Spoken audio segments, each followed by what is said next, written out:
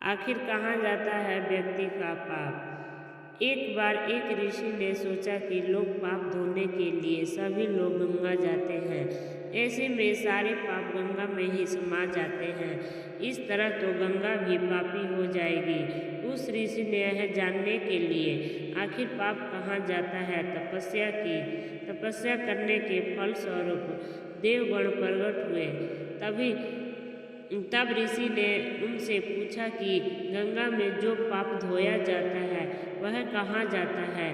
तब भगवान ने कहा कि चलो गंगा जी से ही पूछ लेते हैं इस बारे में। ऋषि और भगवान दोनों ने ही गंगा जी से पूछा कि हे गंगे, सब लोग तुम्हारे यहाँ पाप धोते हैं, इसका मतलब क्या आप भी पापी हुई।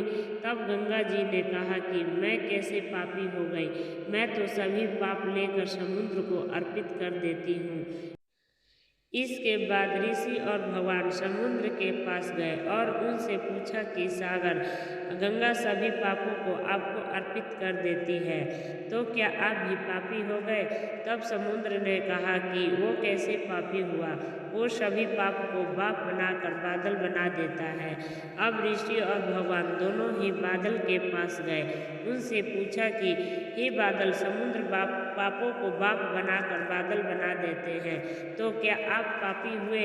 बादलों ने कहा, मैं कैसे पापी हुआ, मैं तो सभी पाप को वापस पानी बना देता हूँ और धरती पर गिरा देता हूँ।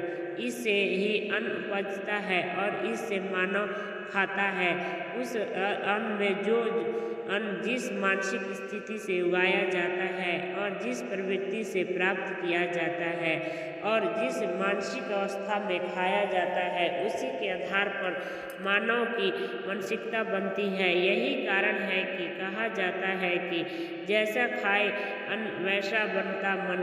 जिस प्रवृत्ति से अन्न प्राप्त किया जाता है और जिस मानसिक अवस्था में खाया जाता है, वैसे ही विचार मानव का बन जाता है।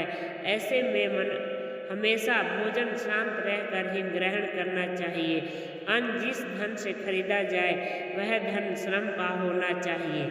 यह वीडियो पसंद आए तो वीडियो को लाइक शेयर सब्सक्राइब जरूर करें। राधे राधे।